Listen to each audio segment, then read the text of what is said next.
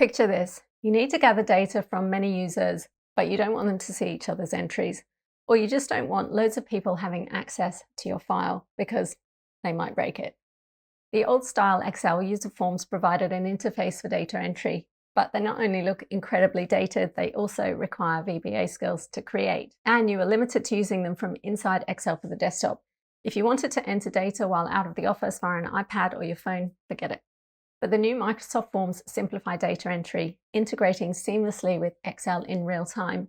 Users can enter data from any device that has a web browser, or they can download the free Microsoft Forms app. And if they need to go back and change a response, they can. Plus, you can create pre-filled links so that standard data is automatically entered. Creating Microsoft Forms requires a Microsoft 365 account, but once set up, an account isn't required for the respondents. There are lots of entry points for creating Microsoft Forms. You can go to your Microsoft 365 account, click on the menu button at the top, and then navigate to them from here. If you don't see them in this list, click on Explore all your apps and you'll find it. Alternatively, you can just type forms.office.com in your browser address bar and navigate to it there, and then log in with your 365 account. Or if you already have an Excel file that you want the form data inserted into, open it in Excel Online, and then on the Insert tab of the ribbon, you'll find Forms. Alternatively, you can also get the free Forms app in the Microsoft Store. You can use Forms for surveys, quizzes, and polls, but one of the best use cases is for data collection that you'd ordinarily have someone email or type into an Excel spreadsheet. You can create a new form, a new quiz. You can even import PDFs or Word files and convert them. I've created this form to collect sales data from salespeople working out of the office. I can click on one of the existing questions and insert a new question. Here I can choose from multiple choice, dates, upload a file, text and numbers, rankings, net promoter scores, ratings, Likert scales, and I can create sections to group my questions into. We can allow users to select multiple answers, and we can set the questions to required. Under this ellipsis here, we can shuffle the options, which is great if you're doing quizzes. You can make lists drop-downs, which I've done for this one. You can add a subtitle to give more information about the question, and you can add branching, which I've done for my form as well. Now, I'm not going to cover step-by-step how to create a form because, as you saw, they're super easy and intuitive, so I'll leave you to try them for homework. Instead, let's look at how to enable some of the new features that make forms so useful for data collection. Until recently, we had to manually fill in each answer, which was a pain for repetitive questions. But now with the introduction of pre-filled links, you can save time and reduce errors by setting default answers for specific questions. For example, under sales activity type, I've got 3 types of sales activities: door-to-door, events, and store visits that we capture. And we can provide our sales reps with quick links that allow them to jump straight to the type of event, saving them having to enter this each time. Now, to create a pre-filled link, click on the ellipsis in the top right, Get Pre-filled URL. Make sure Enable Pre-filled Answers is selected here, and then simply complete the questions you want pre-filled. So for sales activity type, I'm going to select Event. I've already done one for door-to-door, so we'll do the event, and then click Next. I don't want to complete any of these questions, so I'll click Next. And likewise, we'll leave the last one blank for them to fill. And then all I need to do is click Get Pre-filled Link. There's my link. I'll copy it, and I can simply share it with my sales reps. Let's see how it works. I'll paste it in and press Enter. And now you can see my form loads and the sales activity type already has Event selected. So let's quickly complete this. We'll choose Sales Area Caloundra, and we'll do the 10th. The weather was sunny, and I'll click Next. What type of event was it? Well, let's say it was a fair. Number of attendees, it was a pretty busy day, we'll say 500.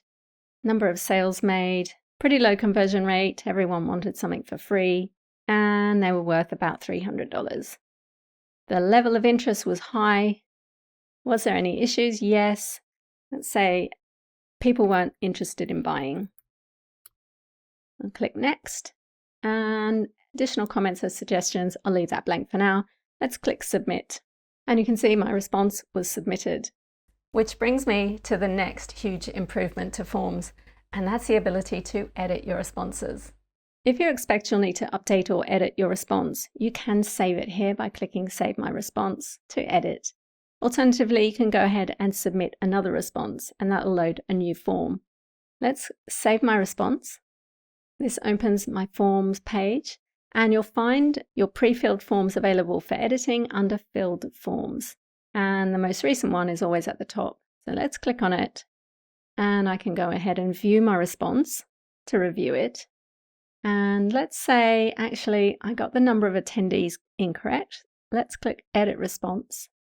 I'll go next to go to the next page where the attendees are, and this should have been 550. And now all I need to do is click Next and Submit.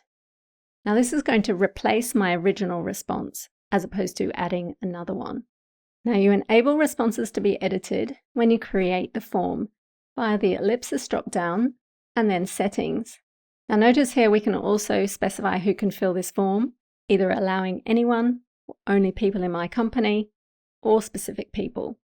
And then under Options for Responses, at the bottom you'll find Allow respondents to save their responses and Allow respondents to edit their responses. You need to check both of those. But notice there are also settings here for start and end dates. You can set a duration, that's handy if you've got a test, and various other options which I'll let you experiment with for homework. Now you're probably wondering where all this data is being stored. Clicking on Responses here, you get a summary that gives some quick analysis of the data, which is great for surveys and quizzes, but you can also open the Excel file that the form is linked to. And the awesome thing about this is it syncs to the form automatically, so as new responses are completed, they'll appear in this Excel file. This syncing is currently in preview, but more importantly, it's also in a tabular layout, and that's perfect for analysis. So I can use this in a pivot table, I can reference it in formulas, and if required, I can load it to Power Query to further shape. You can see it's syncing right now, and there's the new entry for Caloundra. Now loading the data into Power Query is super handy because for each store, I ask the same questions. How many houses were visited, how many sales I made, and the sales value.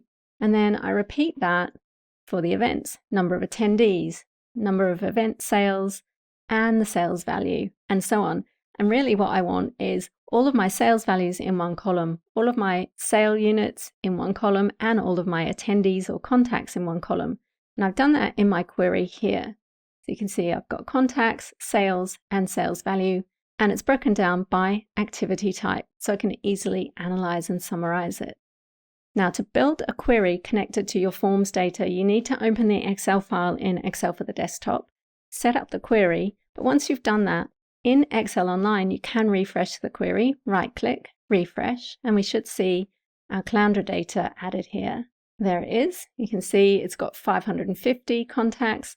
That's the final value we entered after we edited the form. And then on my report page, I can right-click and refresh the pivot tables. You can see it's updated to pick up the data because it's referencing the query. And here I can use slicers to filter the data based on the different sales areas, which is pretty cool. If you've been using Google Forms, you can easily migrate them to Microsoft Forms so they're all under one unified platform.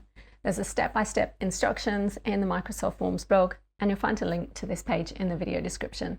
I hope you're as excited as I am about Microsoft Forms. Whether you're managing a team, teaching a class, or gathering data, Forms is going to make your life easier. And teaming them up with Power Query to shape the data ready for analysis is a game changer for automating your reports. So check out this video next to get started with Power Query. I'll see you there.